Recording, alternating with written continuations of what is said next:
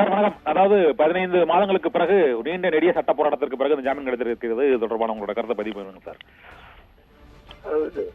இந்த தீர்ப்பு காலதாமதம் மகிழ்ச்சி அளிக்கக்கூடிய ஒரு தீர்ப்பாக இருக்கிறது. அமலாக்கத்துறைக்கு சரியான கூட்டை வைத்திருக்கிறார்கள்.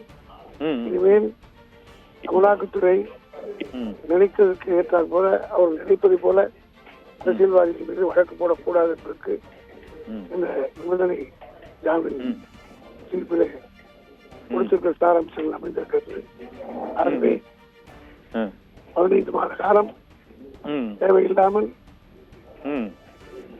அமலாக்கத்துறையினுடைய இழிப்படிப்பால் 15 மாத காலம் சிறையிலே செந்தில் பாலாஜி இருந்திருக்கிறார்.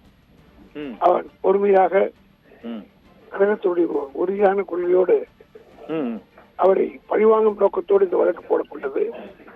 இருந்தாலும் தளராமல் கழகத்தை உள்ளே இருந்து கழகத்தினுடைய தொண்டராகவே அவர் உறுதிவாங்கிய தொண்டராக இருந்ததற்காக திமுக சார்பில் அவருக்கு என்னுடைய பாராட்டுகளை தெரிவித்துக் கொள்கிறேன். இறுதி வெற்றியும் நிச்சயமாக அவருக்கு கிடைக்கும் எங்களுக்கு இருக்கிறது.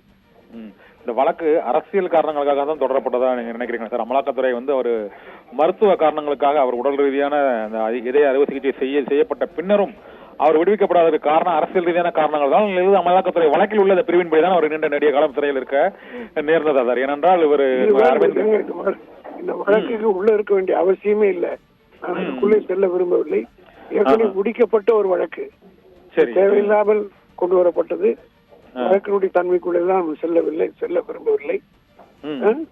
ஆகவே இது முழுக்க திராவிட முன்னேற்ற கழகத்திலே அவர் இணைந்து தீவிரமாக பணியாற்றுகிறார் என்பதற்காக முழு மண்டலத்தில் அவருடைய பணி சிறப்பாக அமைந்து என்பதற்காக திட்டமிட்டு செய்யப்பட்ட சதி என்பதுதான் உண்மை. ஆகவே அதற்கு அவர் தளராமல் சிறையில் இருந்து இன்னைக்கு விடுவிக்கப்பட்டிருப்பது நிச்சயமாக அவருடைய சேரும் வீண் போகாது.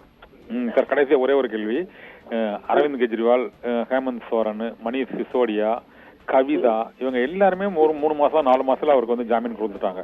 இவரை இந்த மக்களவை தேர்தலை ஒட்டி முன்னால அரெஸ்ட் பண்ணாங்க. கரெக்டா அந்த தேர்தல் அறிவிப்புக்கு வரது கொஞ்ச நாளுக்கு முன்னால அரெஸ்ட் பண்ணாங்க. ஆனா அதற்கு பின்னர் அது முடிந்த பிறகு இப்பொழுது அந்த உச்சநீதிமன்றம் அதை விடுவித்திருக்கு. இது இத்தனை நீண்ட காலம் அவர் அங்க உள்ள இருப்பதற்கான அந்த தடை சட்ட ரீதியான தடை தான் அல்லது அரசியல் ரீதியான தடை நினைக்கிறீங்க சார்? நிச்சயமாக அரசியல் தான். முழுக்க அதுக்கு அரசியல் தான் காரணம். பட்ட வருஷமாக எல்லாருக்கும் தெரிந்த ஒன்றுதான். கரெக்ட். சரி, ஓகே சார், நன்றி சார்.